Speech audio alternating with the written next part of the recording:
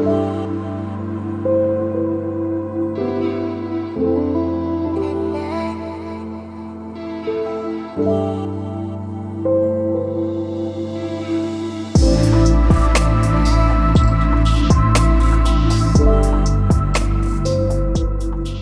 bien, le bonsoir, bienvenue à ce partage des prières. On vous souhaite la bienvenue à cette soirée intitulée Partage des prières parce que oui, on fait un court partage et après ça, on s'en va dans la prière après le chant. En tout cas, je souhaite que c'est cela ce que vous faites. C'est ce qu'on veut encourager dans ces capsules, dans ces enregistrements pour justement se stimuler dans la foi par la prière. Ce soir, le titre de mon message, c'est « Priez pour moi ». Priez pour moi. Vous allez voir pourquoi je donne ce titre à ce message. Tournez avec moi sans plus tarder dans Éphésiens chapitre 6 pour lire le verset 18 à 20. Éphésiens 6, 18 à 20, et c'est l'apôtre Paul ici qui va parler, il dit « Faites en tout temps, par l'Esprit, toutes sortes de prières et de supplications. Veillez à cela avec une entière persévérance et priez pour tous les saints. Priez pour moi, afin qu'il me soit donné, quand j'ouvre la bouche, de faire connaître hardiment et librement le mystère de l'Évangile. Oh, le mystère! Pour lequel je suis ambassadeur dans les chaînes et que j'en parle avec assurance comme je dois en parler.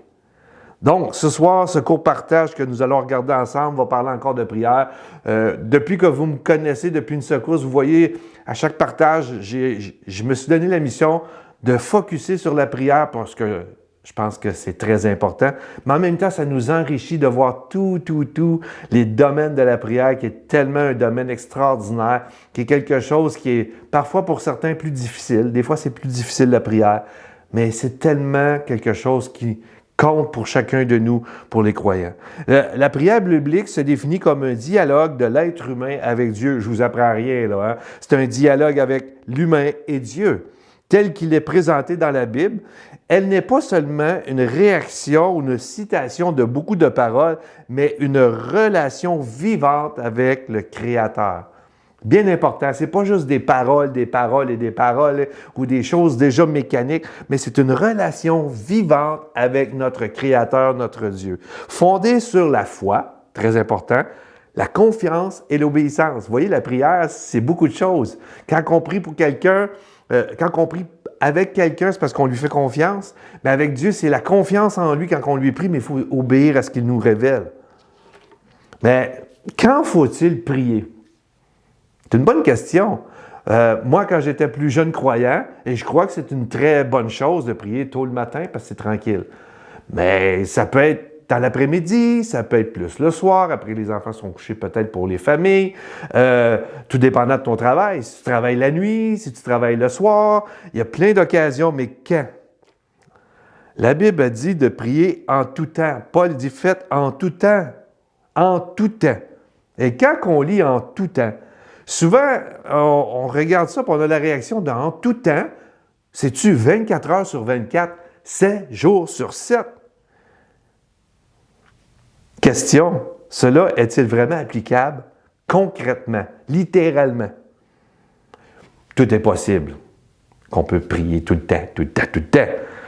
Mais bon, je ne veux pas dire que c'est impossible, mais concrètement, il nous faudrait quitter notre travail, nos vies de couple, nos vies de famille et toutes nos responsabilités pour y arriver quand même, pour être toujours constamment concentrés que sur la prière. Moi, je crois que cela veut dire que la prière, plus elle est disponible pour nous en tout temps.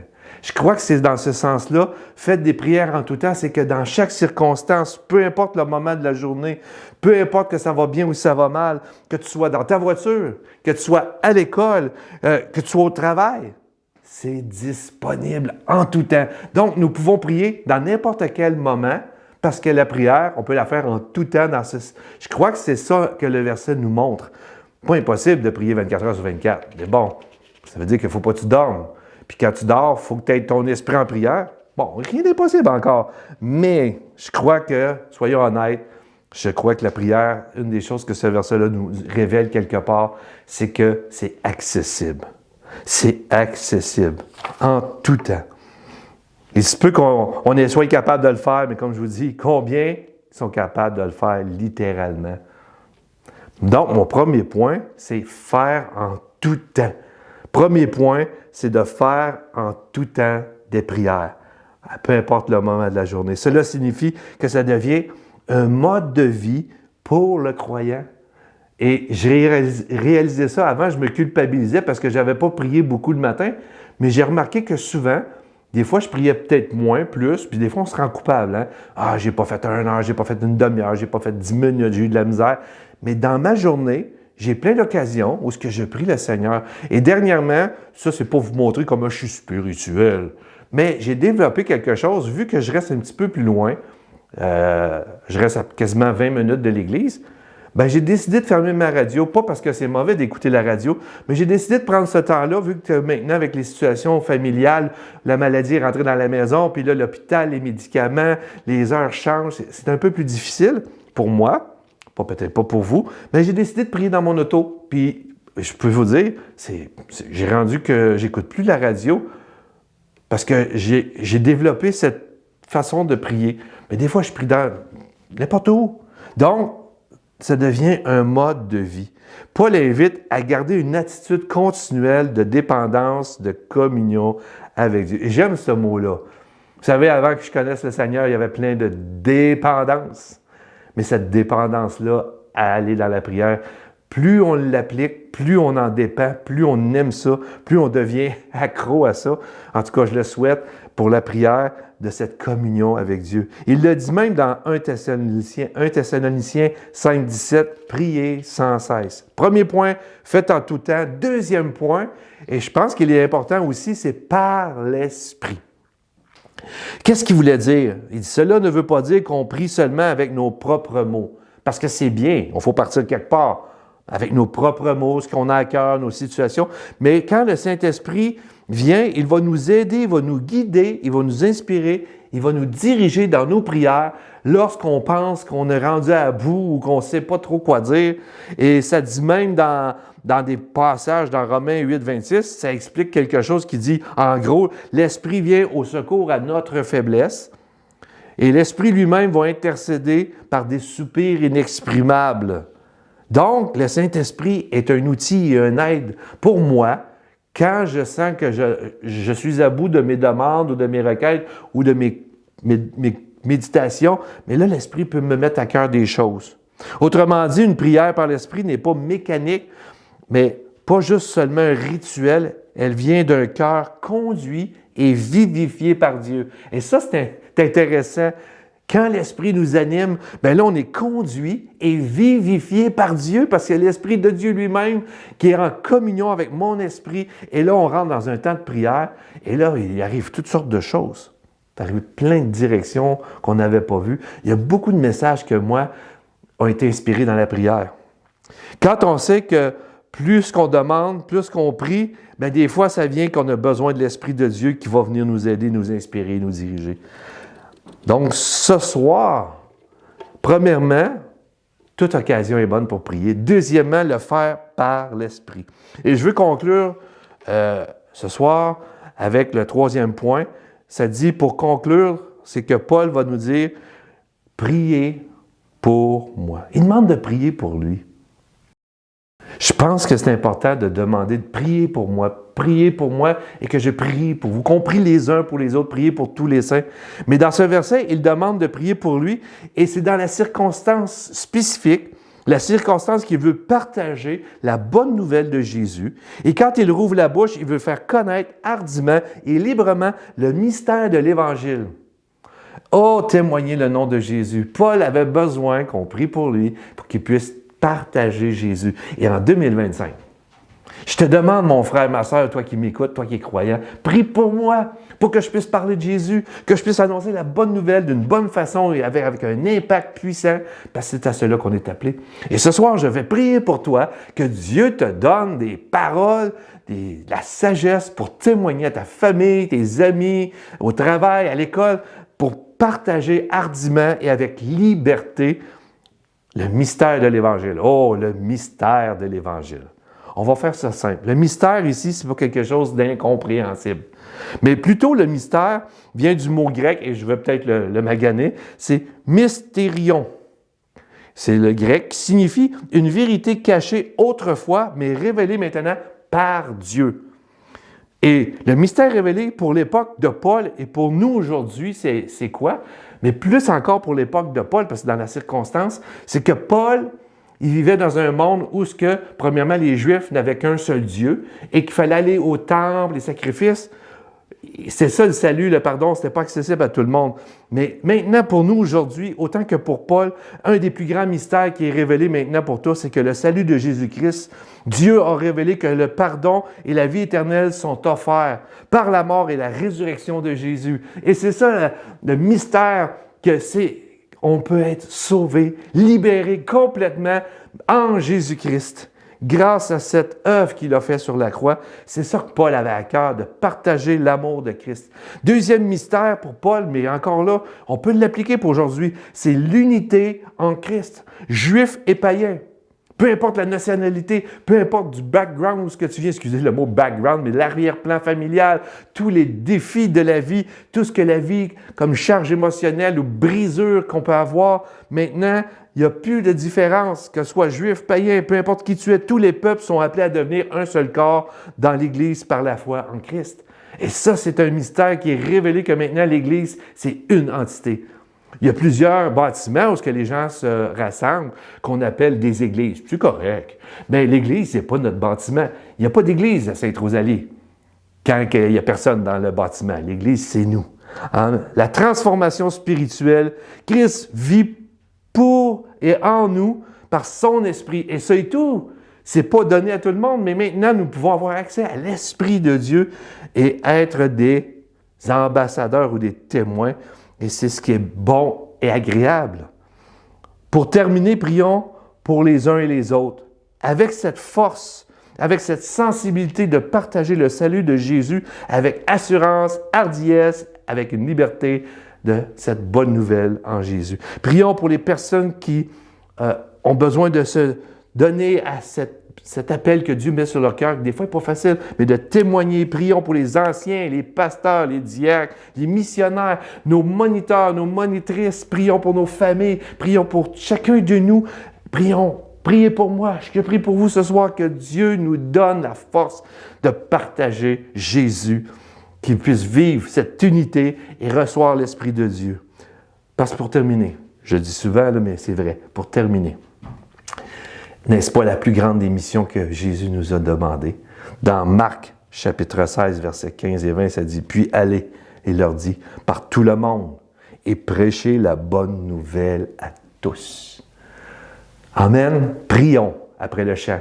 Allons dans cette attitude de dire « Seigneur, je te prie pour mon frère, je te prie pour ma sœur, je te prie pour tel ministère, je te prie pour telle église, je te prie pour tel ami qui connaît le Seigneur, qu'il puisse avoir des rencontre divine pour parler de toi. Priez pour nous, les pasteurs. Prions pour vous. Prions tous ensemble afin que Jésus soit révélé, que Jésus soit plus un mystère pour notre société, que Jésus soit vraiment celui qu'il doit être, le Sauveur et le Seigneur de nos cœurs et de nos vies. Que les gens puissent goûter au salut de Dieu. Donc, je vous laisse ce soir dans ce temps de prière, de partage, mais surtout, écoutez le chant. Prenez un temps pour prier, parce qu'il faut le faire en tout temps. Que Dieu vous bénisse. À la prochaine.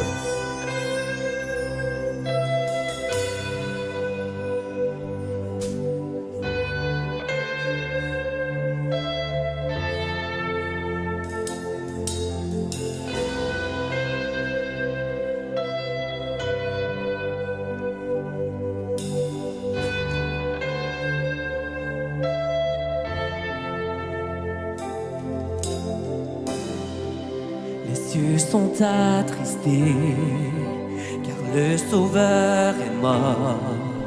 L'étoile du matin est tombée. Son corps sur une croix, son sang versé pour moi. Et le poids de la honte est sur lui.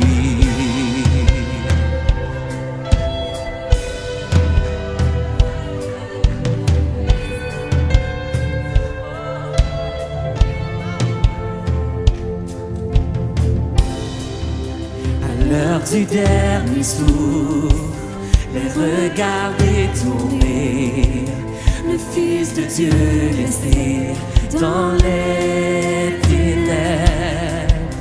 Un combat au tombeau, en guerre contre la mort. La puissance de l'enfer fut brisée. Est-ce que vous êtes prêts? Déclarons-le!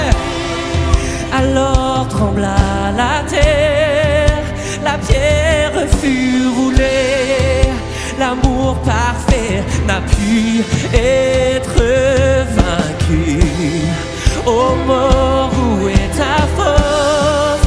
Mon roi ressuscité, pour toujours il est le vainqueur.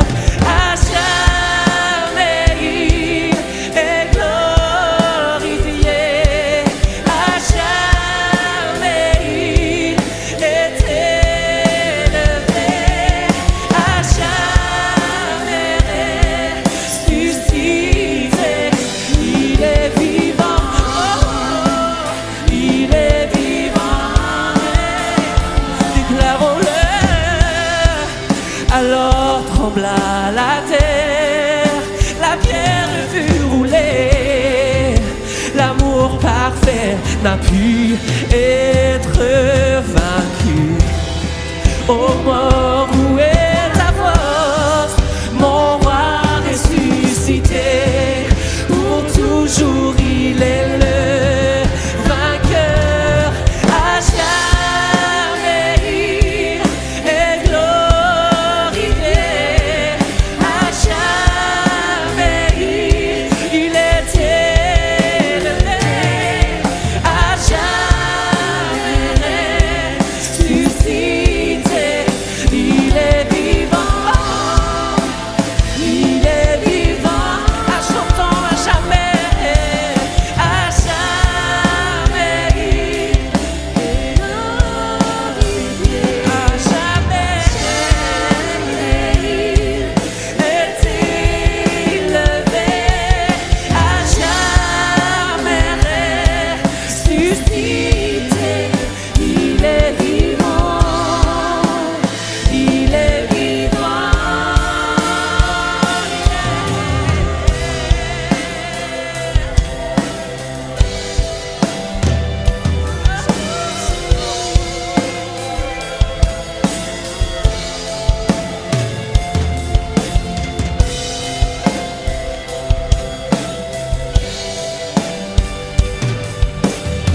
C'est pour ça que son Église chante Alléluia pour le restant de notre vie. Chantons Alléluia, chantons Alléluia, chantons Alléluia. Il a vaincu la mort. Chantons Alléluia.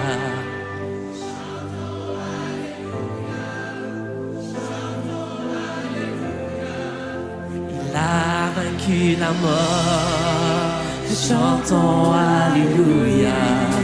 Chantons Alléluia. Chantons Alléluia. Il a vaincu. Déclarons-le ce matin. Chantons Alléluia. Chantons Alléluia. Chantons car il a